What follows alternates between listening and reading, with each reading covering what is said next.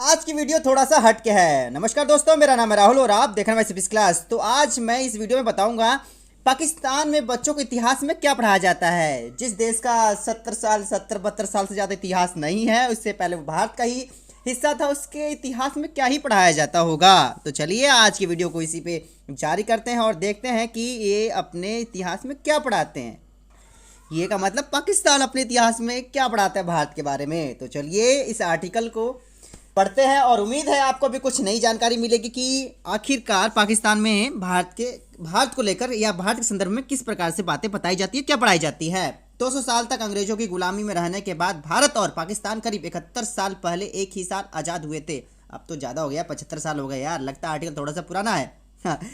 14 अगस्त 15 अगस्त 1947 के बाद भले ही भारत और पाकिस्तान अलग हो गए हों, लेकिन इससे पहले दोनों एक ही मुल्क थे और जाहिर है कि इनका इतिहास भी एक ही रहा है। हालांकि पाकिस्तान और भारत के बच्चे अलग अलग इतिहास पढ़ रहे हैं। देखो यही बात बता रहा हूँ मैं, भारत और पाकिस्तान में जो इतिहास पढ़ाया जा रहा है वो अलग अलग तरीके से पढ़ाया जा रहा है। हाँ, भारत और पाकिस्तान में स्कूली किताबों में इतिहास के बारे में अलग अलग जानकारी दी जाती है। जानते हैं आखिर विभाजन, स्वतंत्रता आंदोलन, भारत पाक के बीच हुए युद्ध के बारे में पाकिस्तान में क्या पढ़ाया जाता है। मतलब जो स्वतंत्र हुआ भारत में, उस संदर्भ में पाकिस्तान में क्या पढ़ाया जाता है। भारत पाक में जो बीच में युद्ध हुआ उस संदर्भ में क्या पढ़ाया जाता है। तो चलिए देख लेते हैं और थोड़ा सा अपना प्यारा भारत का मैप देखिए। प्यारा सा इंडिया, हिंदी में भारत, और पाकिस्तान में इंग्लिश में भी पाकिस्तान और हिंदी में भी पाकिस्तान पढ़ा जाता है। तो अफगानिस्तान उधर है, ठीक है, नेपाल।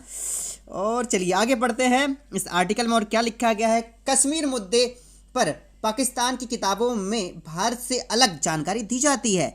भारत की किताब में पढ़ाया जाता है कि कश्मीर के राजा हरि सिंह पहले किसी भी देश के साथ नहीं जाना चाहते थे। हालांकि बाद में कुछ घुसपैठियों ने कश्मीर पर हमला कर दिया तो हरि सिंह ने भारत में शामिल होने का फैसला लिया।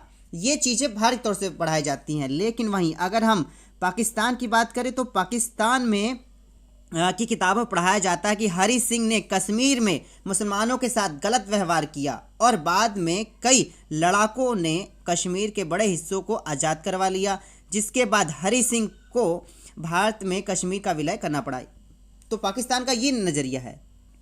और मैं अपनी जानकारी के अनुसार बताऊं तो हाँ, राजा हरिश्चंद्र जो है ना पाकिस्तान और ना हिंदुस्तान दोनों में नहीं मिलना चाहते थे, और पाकिस्तान में जो पढ़ाया जाता है वो गलत तरीके से बताया जा रहा है। चलिए कोई बात नहीं, जो ही चीज़ें हैं आगे हैं, ये कुछ नई चीज़ें चित्र और आर्टिकल में आगे क्या लिखा है इसे और पढ़ते हैं। और अगर आप वीडियो को यहाँ तक देख रहे हैं तो अपना भी जो पॉइंट ऑफ व्यू है कमेंट में लिखते रहिए टाइम के साथ साथ, ताकि हमें मेरे को भी समझ में आता रहे कि आप चीज़ें कहाँ तक देख रहे हैं, कहाँ तक समझ पा रहे हैं। विभाजन को लेकर पाकिस्तान की किताबों ऐसी जानकारी दी जाती है, किताबों में ऐसी जानकारी दी जाती है कि पाकिस्तान में पंजाब प्रांत की कक्षा 4 की किताब में विभाजन के लिए हिंदुओं को जिम्मेदार बताया गया है। बता रहे हो, पाकिस्तान में हिंदुओं को जिम्मेदार बताया जा रहा है। किताब में लिखा है कि विभाजन के समय जब लोग पाकिस्तान छोड़कर भारत जा रहे थे तो यहाँ के मुस्लिम उनकी मदद कर रहे थे, जबकि भारत के पाकिस्तान आने वाले मुसलमानों को लूटा जा रहा था और उन पर अत्याचार किया जा रहा था। बताओ, इनको अलग से कंट्री बनाने दी गई और हम इनको लूटेंगे। समझ में आ रहा है? ये टोटल ही अपने यहाँ पे गलत पढ़ा रहे हैं प्यारे बच्चों।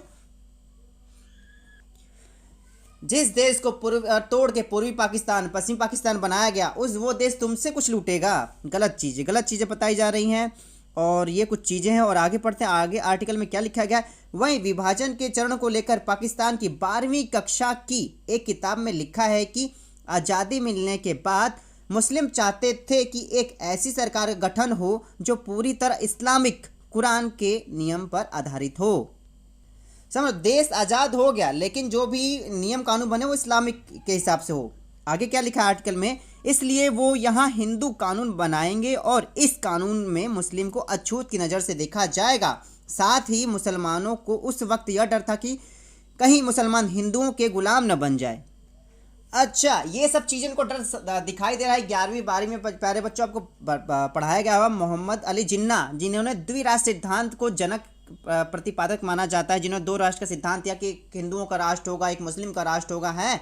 और यहाँ पे आपकी जानकारी के अनुसार से बताऊँ, जो इनको इतना डर लग रहा है मुसलमानों को, तो कहीं ना कहीं अगर आप 2023 की बात करें तो पाकिस्तान से ज़्यादा जो मुस्लिम है वो हिंदुस्तान में है। सबसे ज़्यादा मुस्लिम पाए जाते हैं मलेशिया में, थोड़ा सा यहाँ पे गलत, तो मलेशिया नहीं, इंडोनेशिया में पाया जाता है। फिर दूसरे नंबर पे भारत में पाया जाता है। और इनको यही दिक्कत हो रही थी, आज प्रेजेंट में ये स्थिति है और उनको उस टाइम पे डर लग रहा था। सारी बातें अपने यहाँ पे गलत पढ़ा रहे हैं। बाकी देखते हैं और आगे आर्टिकल में क्या लिखा गया है। ये प्यारे हमारे महात्मा गांधी जी, और आगे आर्टिकल में लिखा गया है महात्मा गांधी के योगदान के बारे में भी जुदा जुदा है जानकारी, मतलब कि अलग अलग जानकारी है। जहां भारत की किताबों में पढ़ाया जाता है कि अंग्रेजों से आज़ादी दिलाने में महात्मा गांधी का अहम योगदान था और वे भारत के एकीकरण के पक्ष में थे, लेकिन मुस्लिम लीग की मांग के बाद पाकिस्तान का जन्म हुआ। वहीं पाकिस्तान की किताबों में महात्मा गांधी के योगदान को कुछ नया वर्ड है, तरजीह नहीं दी गई है। मतलब वो महात्मा गांधी को कुछ वैल्यू नहीं दे रहे हैं। किताबों में लिखा गया है कि मुस्लिम लीग मुसलमानों के आत्मसम्मान और उन्हें स्वतंत्रता दिलाए जाने के लिए लड़ी है। मतलब जो मुस्लिम लीग उस टाइम पे पार्टी हुआ करती, जैसे आज बीजेपी है, कांग्रेस है, आम आदमी पार्टी है, उस टाइम पे मुस्लिम लीग हुआ करती थी। अगर जिन बच्चों को नहीं पता, अगर 11वीं 12वीं पढ़ते तो इस चीज़ को तो आपको पता चल गया होगा अभी तक। तो सोचो, जबकि द्विराष्ट्र सिद्धांत हुआ था तो मोहम्मद अली जिन्ना यही गांधी जी के पास आए थे, फिर इन्होंने कहा कि चलो ठीक है, बात मान लेते हैं। अब मतलब ये गांधी जी को भी वैल्यू नहीं दे रहे हैं पाकिस्तान में।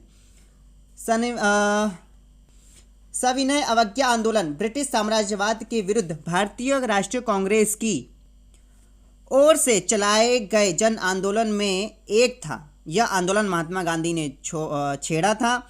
इस आंदोलन के तहत ब्रिटिश सरकार द्वारा बनाए गए कानून का बहिष्कार किया गया, लेकिन पाकिस्तान की किताबों में सविनय अवज्ञा आंदोलन 1930 से 34 की कोई चर्चा नहीं है। क्यों भाई, क्यों इस चीज़ से डर लग रहा है? अब ये देखो, इन्होंने अलग कंट्री मांग बना ली, लेकिन आज देख रहे हो हमारी इकोनॉमी टॉप 5 में जा रही है और इनकी इकोनॉमी टॉप 5 में है, लेकिन भीख मंगो, मतलब भिखारियों में है इनकी।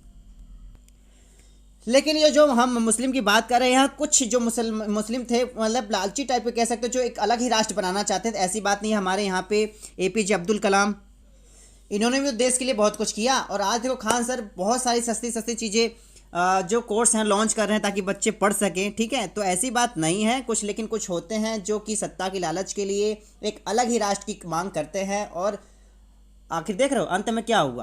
कुछ भी नहीं। पाकिस्तान को एक देखा जाता है आपके आतंकवाद के को बढ़ावा देने वाली कंट्री के तौर पर। ठीक है, हाँ ठीक है, न्यूक्लियर वेपन्स के पास हो गई है। कभी पाकिस्तान अमेरिका का पिछलग्गू था और आज चाइना का पिछलग्गू है। लेकिन भारत की स्थिति आज ऐसे है कि ना ये चाइना के पिछलग्गू बन रहा है, ना अमेरिका का, ना ही रशिया का। ये भारत अपने आप में एक महाशक्ति बनने जा रहा है और बनेगा भी।